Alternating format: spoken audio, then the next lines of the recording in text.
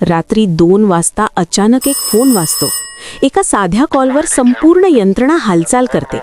पण हा कॉल जातो कुठे आणि न्याय मिळेपर्यंत नक्की काय काय घडतं हे फारच कमी लोकांना माहीत आहे. भारतातील पोलीस व्यवस्था सुरू होते FIR पासून.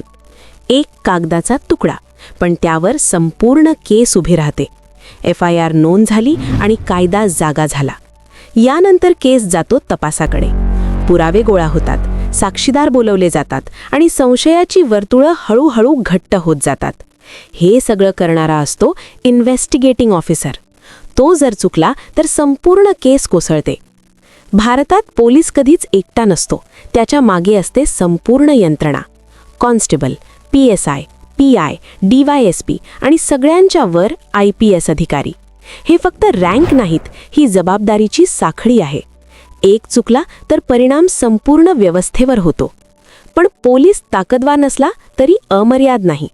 कस्टडी आहे पण अत्याचार नाही. शक्ती आहे पण संविधानाच्या चौकटीत. कारण भारतात पोलीस नव्हे तर कायदा सर्वोच्च आहे. तपास पूर्ण होतो, चार्जशीट दाखल होते आणि शेवटचा निर्णय जातो न्यायालयाकडे. इथे पोलीस थांबतो आणि न्याय बोलतो. भारतीय पोलीस व्यवस्था फक्त वर्दी नाही, ती आहे भीती आणि सुरक्षिततेमधली एक अतिशय बारीक रेषा. आणि ही रेषा टिकली तरच समाज सुरक्षित राहतो.